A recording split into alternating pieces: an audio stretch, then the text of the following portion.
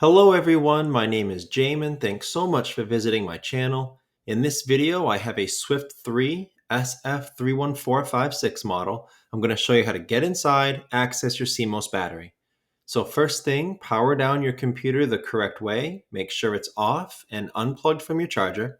We're then going to flip your computer over to access the bottom case screws. After removing these 9 screws, you're going to take a small, flat, preferably plastic pry tool, and I say plastic because it'll scratch your computer far less than a metal one will. And we're going to go all the way around the seam of your bottom case and pry it off from the rest of your computer. It's generally easier to start back here near one of the 2 hinge assemblies. Go nice and slow and careful but firm. Don't put the pry tool too far in. You could damage some internal components. Keep it on the edge. And if you get stuck at a certain spot, just leave it, go to the other side, and continue in the other direction. Now, this bottom case was very tight. It was a little bit of a pain, and make sure that you pry it off from out back here too, near the hinges. After you get the bottom case off, this is what you're looking at for the inside of your computer. Now, as a general computer repair side note, whenever I'm working on a computer in my shop, it's sitting on an anti-static mat. Either that or an anti-static bracelet are great ideas to avoid damaging anything in your computer when you're working on it.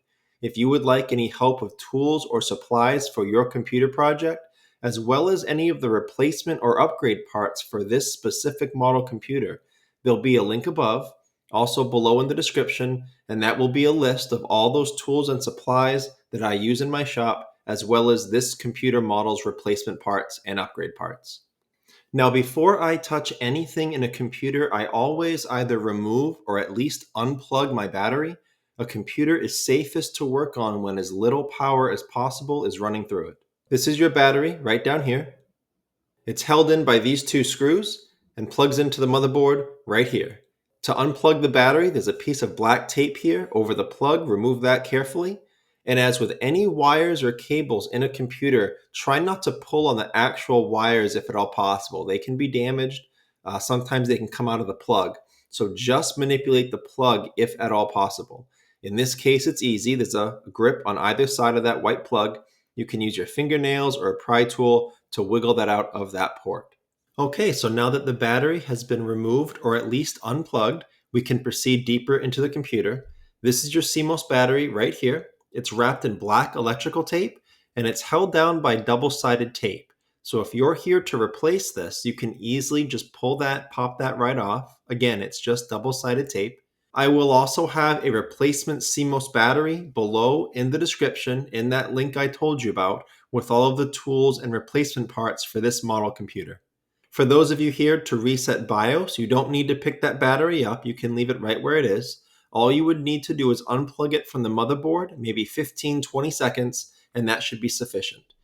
Do not pull on the wires. Again, these are very fragile. Sometimes you can pull them out of the plug, but use your fingernails or a pry tool, pair of pliers, get it out of that port by just working on the plug. One note is that this will usually only reset your BIOS system settings. In most cases, it will not reset your BIOS password. For more information on BIOS password resets, look below in the description. And I guess the last thing to mention about this kind of operation, a BIOS reset like this is a common troubleshooting step if your computer is not turning on. If that's why you're here, there will be a video link below in the description showing you the full troubleshooting process for finding out why a laptop's not turning on and how to fix it.